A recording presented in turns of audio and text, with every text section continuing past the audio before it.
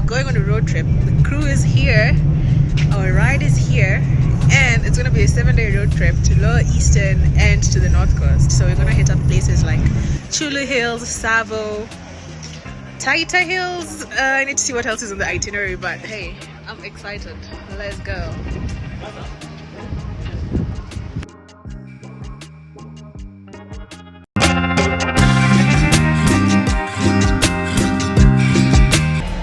So we're just setting off now. Our first stop is the Kamba village in Makueni. So this is the car we're on, and there are 2 more in our group.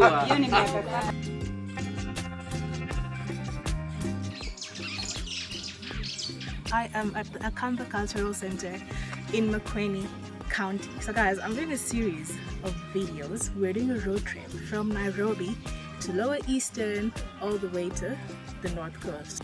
Checking out this beautiful hut, you know, and finding out more about Akamba culture. So as you can see behind me, they have 3 traditional round huts. These are actually available for booking on Airbnb, and he said they go for 7k per night.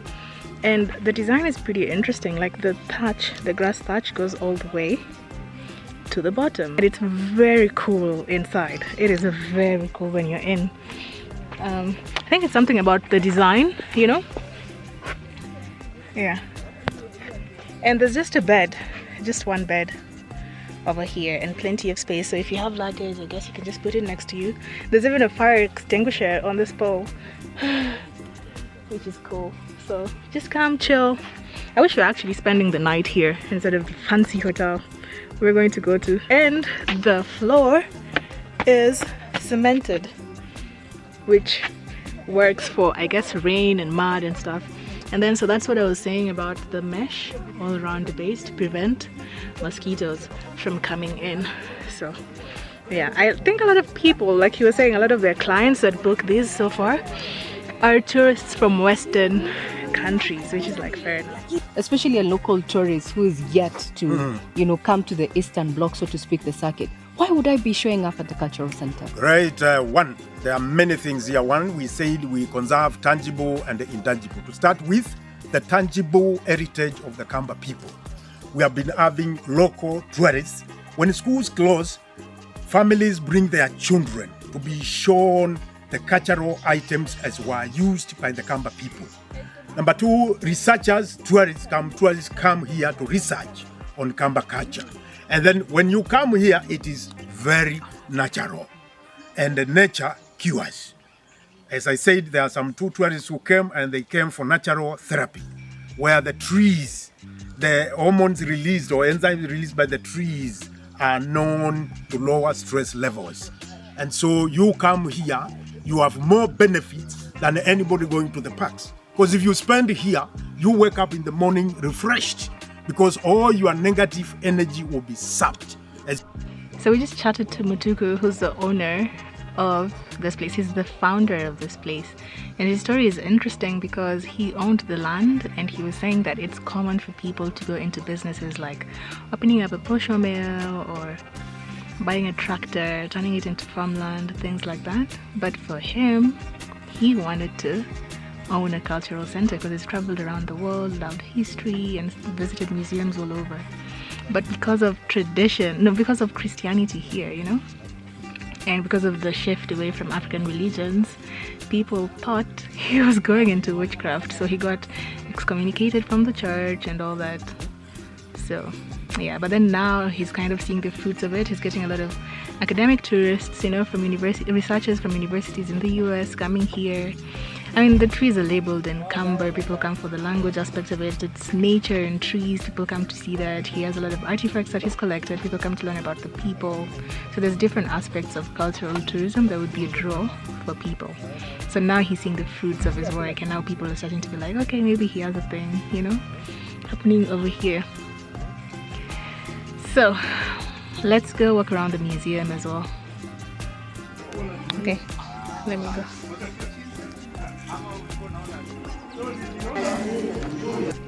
So just walking around the museum, the collection is pretty cool to see. There's like musical instruments, we have tools, you know, there's tools, just household items, things that are used for hunting, trade things.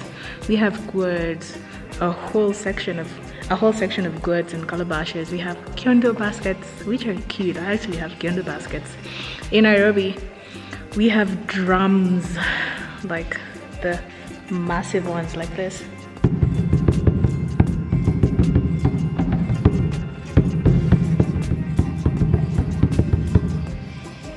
Yeah.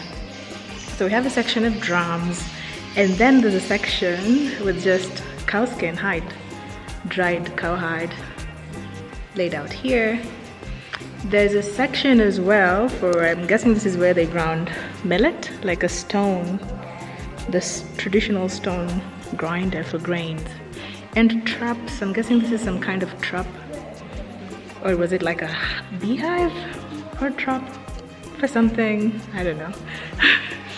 But yeah, it's a pretty small museum, but the collection is nice. It really gives you insight into the traditional Kamba way of life of days past, you know. Yeah, and it's very hot. I don't know why I wore black, like it was a mistake. It was a mistake. I am paying for it dearly. I'm just sweating. Oh, and by the way, I would love to taste that traditional brew, just to know what it tastes like. They said it's a mixture of, not mixture, I don't know what else is in it, but they said it has honey and I think some kind of grain that's fermented. The beer, I would love to try that, just to sip, just to know what it tastes like. You know, when you travel, there's this quote: if you're gonna go to a place and shun the people, shun the food, shun the culture, then stay at home. Oh, in this picture, I think they're drinking that traditional brew of theirs.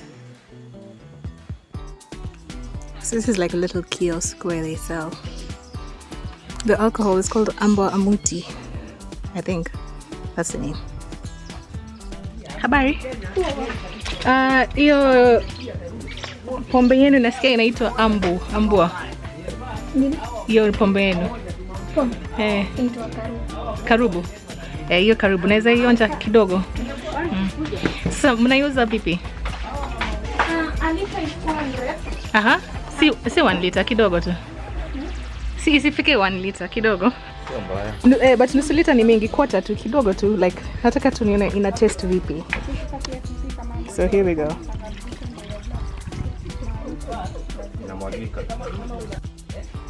Sawa. Ini ngapi?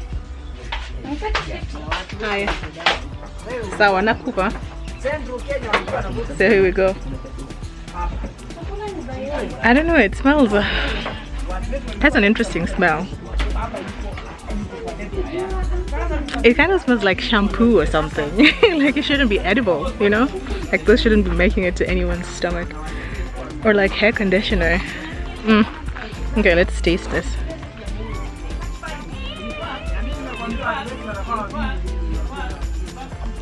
Ooh. Ooh. Oh my gosh, you know what this reminds me of? Tej, like Ethiopian tej, honey wine. You can really taste the honey in there. Yes, the honey gives it sweetness, a bit like cider as well. And I remember just how potent, I don't know what the alcoholic percentage of this is, but I remember just how potent Ethiopian honey wine was, because it's so sweet. And they're drinking it like juice, and next thing you know, you're like, So, this is nice. I'm glad I did it. I don't think I'm going to finish it, but I can now bring it in conversations. I can say, you know, what it is like, you know. The place is so green. There are lots of indigenous trees and birds. Listen to the birds in the background. And look at the birds' nests. I was just thinking about the Kamba word Nova. And I'm being told it means, I remember hearing about this story when we were doing history lessons in primary and high school. when you're told, because the Kambas were long distance traders, you know, so if you're asking them for directions, they would be like, ni hapo tu, it's just here, it's just around the corner. And you find yourself walking for 10 kilometers and you're like, where is it? And they're like, hapo tu nova, you know, like it's just there nearby, because they were used to walking the long distances. So word of the day for this vlog is nova. Haya, tumemaliza sasa, twenzetu Serena Kilaguni next. Really nice packed itinerary tomorrow. I think we have Zima Springs on the itinerary. Fun thing, so stick around on this channel. I hope you enjoyed coming around Akamba Cultural Center with me. It's, hey, if you like history, cultural tourism, this is the place for you. So 5 more days on the road. Stick around to the channel, guys. I will see you in my next video tomorrow. Bye. No le